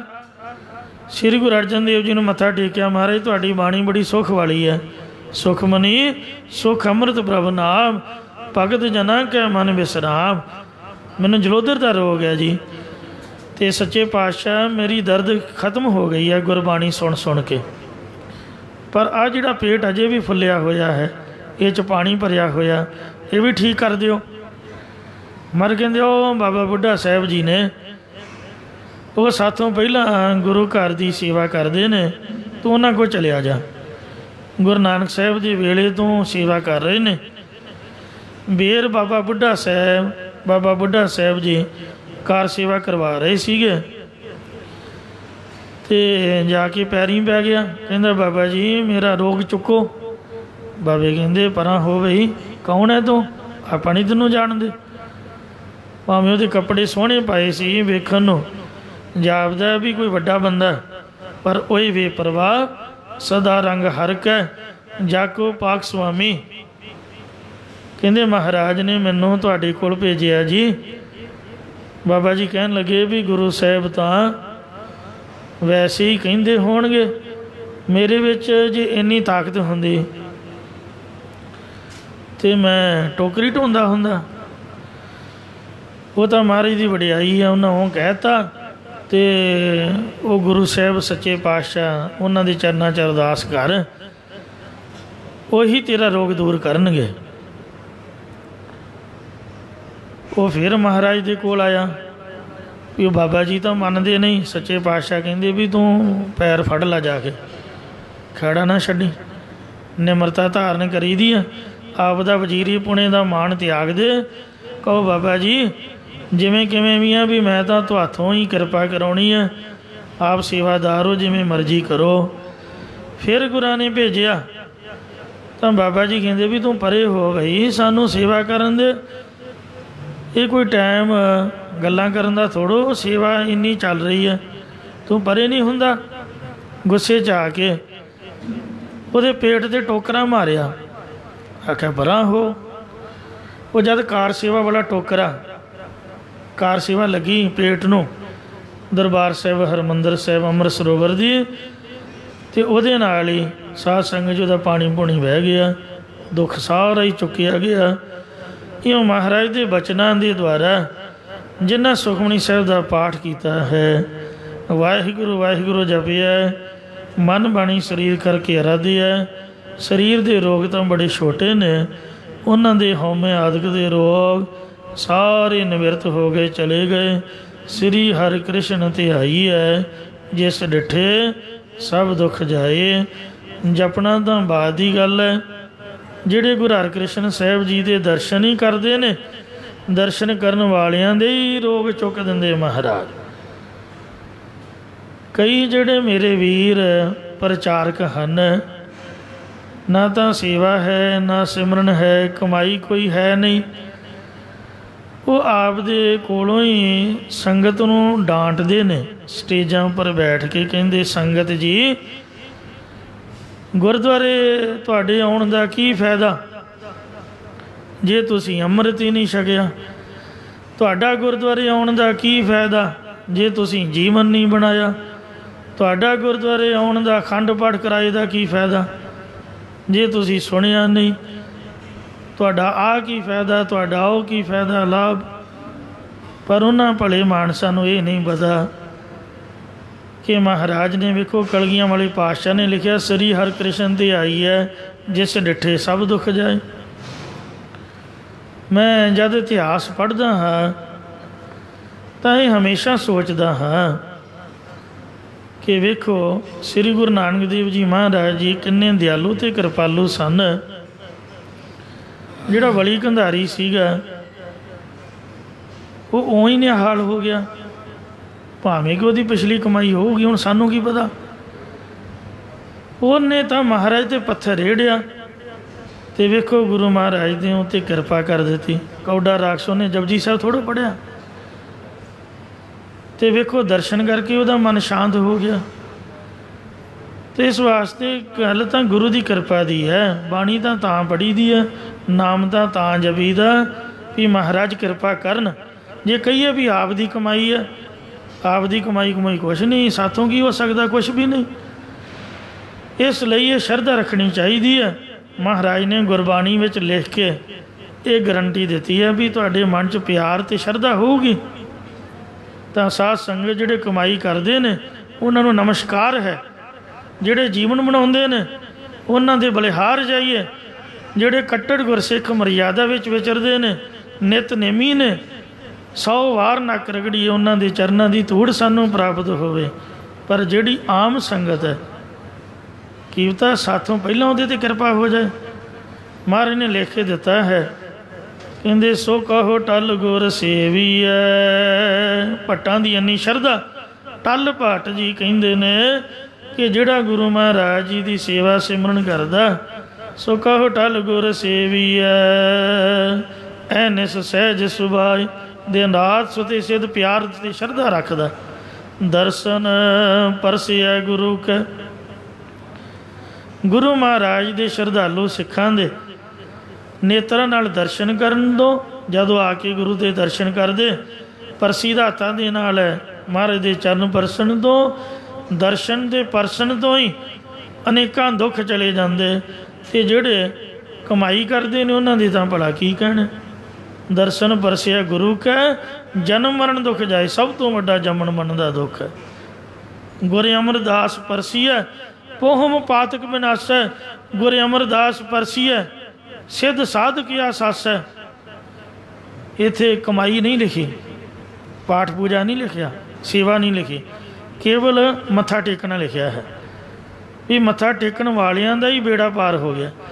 ਗੁਰ ਅਮਰਦਾਸ ਪਰਸੀਐ, ਪੋਹਮ ਪਾਤਕ ਵਿਨਾਸ਼ੈ। ਗੋਂਦਵਾਲ ਸਾਹਿਬ ਦੀ ਧਰਤੀ ਵੇਖੋ ਸੱਚਖੰਡ ਬਣ ਗਈ, ਮਹਾਰਾਜ ਦੇ ਚਰਨ ਉਹਨੇ ਪਰਸੇ। ਬੰਦਾ ਤਾਂ ਫਿਰ ਵੀ ਬੰਦਾ, ਧਰਤੀ ਹੋਈ ਪੂਜਨੀਕ ਹੋ ਗਈ। ਗੁਰ ਅਮਰਦਾਸ ਪਰਸੀਐ, ਸਿੱਧ ਸਾਧਕ ਆਸਾਸੈ। ਗੁਰ ਅਮਰਦਾਸ ਪਰਸੀਐ, ਧਿਆਨ ਲਹੀਐ ਪਉ ਮੁਕਹਿ। ਮਹਾਰਾਜ ਦੇ ਪਰਸਨ ਤੋਂ, ਚਰਨਾਂ 'ਤੇ ਮੱਥਾ ਰੱਖਣ ਤੋਂ ਧਿਆਨ ਦੀ ਪ੍ਰਾਪਤੀ ਹੋ ਜਾਂਦੀ ਹੈ। ਅਤੇ ਧੁਨ ਮੈਂ ਧਿਆਨ ਮੈਂ ਜਾਣਿਆ, ਗੁਰਮੁਖ ਕਥ ਕਹਾਣੀ। ਫਿਰ ਮਹਾਰਾਜ ਦੀ ਪ੍ਰਾਪਤੀ ਹੋ ਜਾਂਦੀ ਹੈ। ਧਿਆਨ ਲਹੀਐ ਪਉ ਮੁਕੈ, ਬੰਦਾ ਮੁਕਤੀ ਪਾ ਲੈਂਦਾ। ਗੁਰ ਅਮਰਦਾਸ ਪਰਸੀਐ, ਧਿਆਨ ਲਹੀਐ ਪਉ ਮੁਕੈ। ਇੱਕ ਬਿਨ ਦੋ ਗਣ ਜੋ ਤਉ ਕਰੈ, ਜਾਸ ਮੰਤਰ ਮਾਨਵੈ ਲਹੈ। ਜਾਲਪਾ ਪਦਾਰਥ ਤੜੇ, ਗੁਰ ਅਮਰਦਾਸ ਡਿਠੈ ਮਿਲੈ। ਜਾਲ ਭੱਟ ਜੀ ਕਹਿੰਦੇ ਗੱਜ ਕੇ ਆਖੋ ਸਤਿਨਾਮ ਸ੍ਰੀ ਵਾਹਿਗੁਰੂ। ਇੰਨੇ ਪਦਾਰਥ ਬਲਕਿ ਇਹਦੇ ਤੋਂ ਵੀ ਵੱਧ ਗੁਰੂ ਅਮਰਦਾਸ ਦੇ ਦਰਸ਼ਨ ਕਰਨ ਤੋਂ ਹੀ ਮਿਲਦੇ ਨੇ। ਜਿਹੜੇ ਬੈਠ ਕੇ ਬਾਣੀ ਪੜ੍ਹਦੇ ਨੇ, ਸੇਵਾ ਕਰਦੇ ਨੇ, ਕਮਾਈ ਕਰਦੇ ਨੇ, ਉਹਨਾਂ ਦੇ ਬਲਿਹਾਰ ਜਾਈਏ, ਉਹਨਾਂ ਨੂੰ ਕਿੰਨੀਆਂ ਕੁ ਦਾਤਾਂ ਮਿਲਦੀਆਂ। ਵੇਖੋ 22 ਮੰਜੀਆਂ ਬ੍ਰਹਮ ਗਿਆਨੀ ਬਣਾਏ, 72 ਪੀੜੇ ਮਾਈਆਂ ਨੂੰ ਦਿੱਤੇ, ਬ੍ਰਹਮ ਗਿਆਨ ਬਖਸ਼ਿਸ਼ ਕੀਤਾ। ਇਉਂ ਜਿਹੜੇ ਗੁਰੂ ਘਰ ਆਉਂਦੇ ਨੇ ਉਹਨਾਂ ਦੇ ਹਉਮੈ ਆਦਿਕ ਦੇ ਸਾਰੇ ਰੋਗ ਨਿਵਰਤ ਹੋ ਜਾਂਦੇ ਹਨ। ਰਹਾਉ ਵਿਸ਼ਰਾਮ ਦੇ ਕੇ ਫਰਮਾਉਂਦੇ ਨੇ, ਬ੍ਰਹਮਾ ਵਿਸ਼ਨ ਮਹਾਦੇਵ ਤ੍ਰੈ ਗੁਣ ਰੋਗੀ। ਇਹਦੇ ਤੋਂ ਇਲਾਵਾ ਵੇਖੋ ਬ੍ਰਹਮਾ, ਵਿਸ਼ਨੂੰ ਤੇ ਸ਼ਿਵ ਜੀ ਉਹ ਰੋਗੀ ਨੇ ਤਿੰਨਾਂ ਗੁਣਾਂ ਦੇ ਵਿੱਚ ਫਸੇ ਹੋਣ ਕਰਕੇ।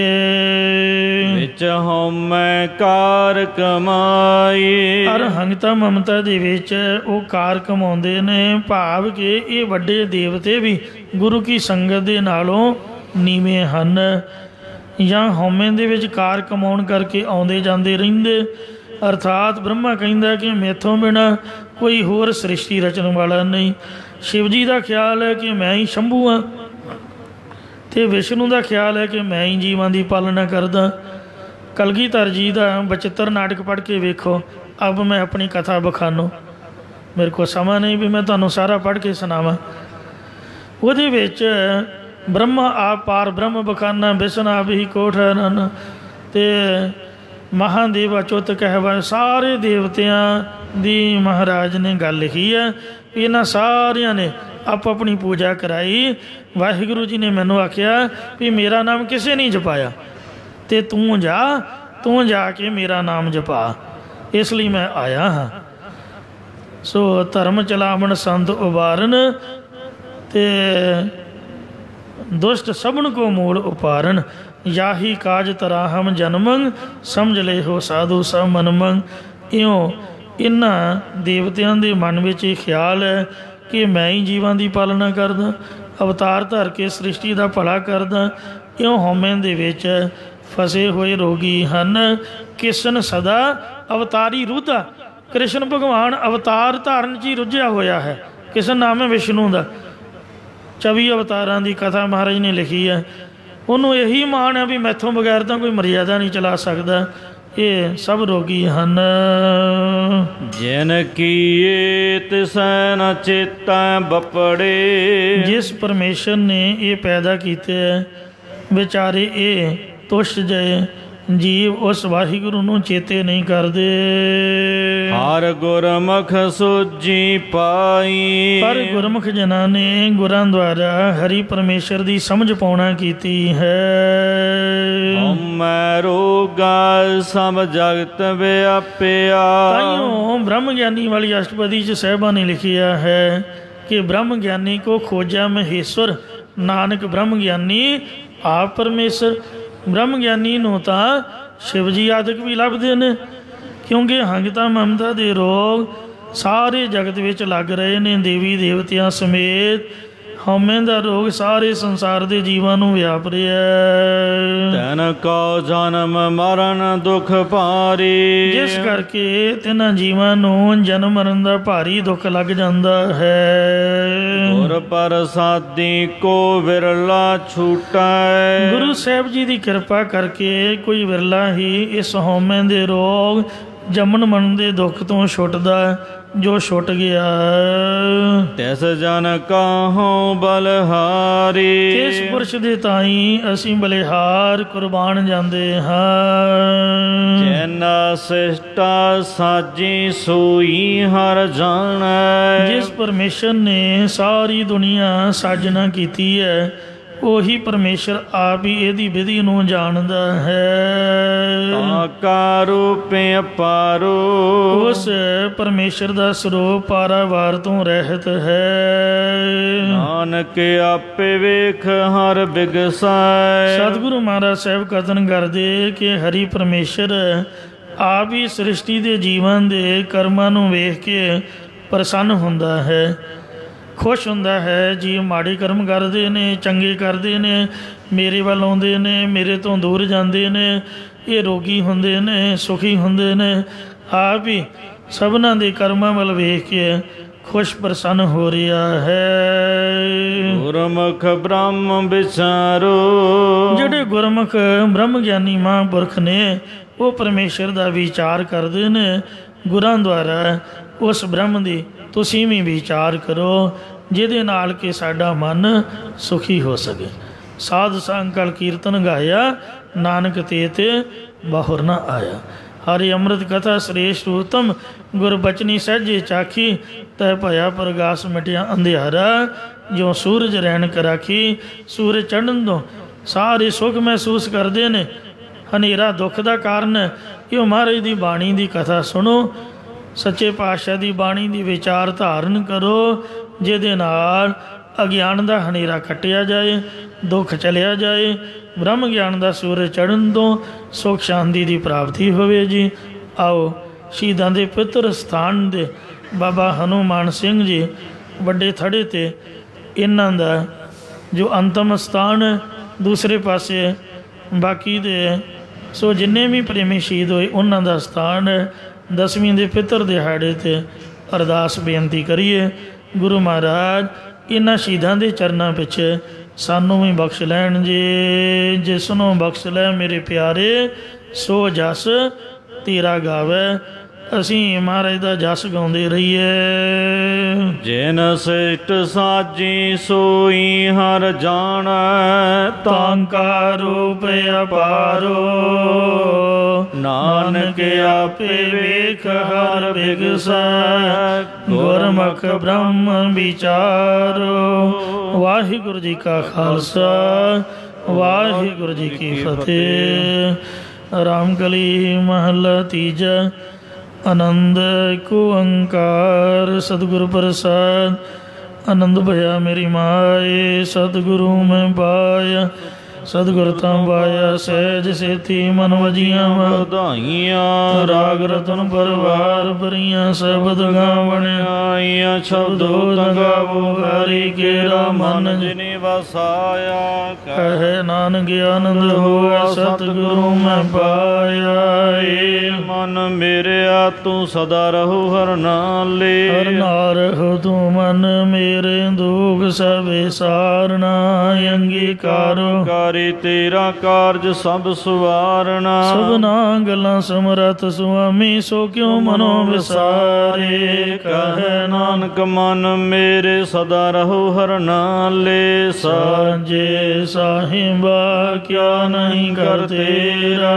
ਕਰਤਾ ਤੇਰਾ ਸਭ ਕਿਛ ਹੈ ਜਿਸ ਦੇ ਸੋ ਪਾਵੈ। ਸਦਾ ਸਿਰ ਸਲਾਹ ਤੇਰੀ ਨਾਮ ਮਨ ਵਸਾਵੇ। ਨਾਮ ਜਿਨ ਕੈ ਮਨ ਵਸਿਆ ਵਾਜੇ ਸ਼ਬਦ ਕਨੇਰੇ। ਕਹੈ ਨਾਨਕ ਸੱਚੇ ਸਾਹਿਬ ਕਿਆ ਨਹੀਂ ਕਰ ਤੇਰਾ। ਸਾਚਾ ਨਾਮ ਮੇਰਾ ਆਧਾਰੋ। ਸਾਚ ਨਾਮ ਆਧਾਰ ਮੇਰਾ ਜਨ ਭੁੱਖਾਂ ਸਭ ਗਵਾਈਆਂ। ਕਰ ਸਾਧ ਸੁਖ ਮਨ ਆਏ ਵਸਿਆ ਜਨ ਇੱਛਾ ਸਭ ਪੁਜਾਈਆ। ਸਦਾ ਕੁਰਬਾਨ ਕੀਤਾ ਗੁਰ ਮਿਟੋ ਜਿਸ ਦੀਆਂ ਵਡਿਆਈਆਂ। ਕਹੈ ਨਾਨਕ ਸੁਣੋ ਸੰਤੋ ਸਭ ਧਰੁ ਪਿਆਰੋ। ਸਾਚਾ ਨਾਮ ਮੇਰਾ ਆਧਾਰੋ। ਵਾਜੇ ਪੰਜ ਸ਼ਬਦ ਦੁਕਾਰ ਸੁਭਾਗਾ ਘਰ ਸੁਭਾਗਾ ਸ਼ਬਦ ਵਾਜੇ ਕਾਲਾ ਜਿਤ ਕਰ ਧਾਰੀਆ।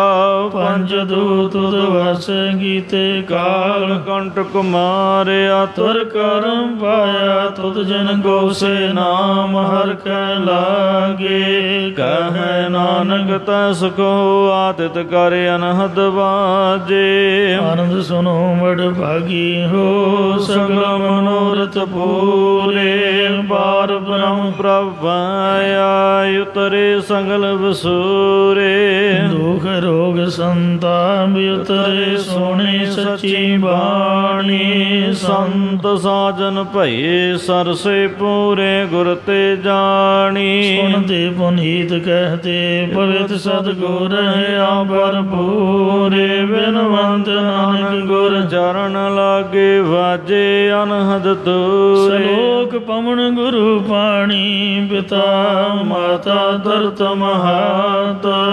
ਦਿਵਸ ਰਾਤ ਦੁਇ ਦਾਈ ਦਾਇਆ ਖੇਲਾ ਸਗਲ ਜਗਤ। ਸੰਗਿਆਈਆਂ ਬੁਰਿਆਈਆਂ ਵਚ ਧਰਮ ਅਧੂਰਾ। ਕਰਮੀ ਆਪੋ ਆਪਨੀ ਕੇ ਨੇੜਾ ਕੇ ਦੂਰਾ। ਜਿਨੇ ਨਾਮ ਤੇ ਆਇਆ ਗਏ ਮਸਕਤ ਕਾਲ। ਨਾਨਕ ਤੇ ਮੁਖ ਉਜਾਲੇ ਕੀਤੀ ਛੁਟੀ ਨਾਲ।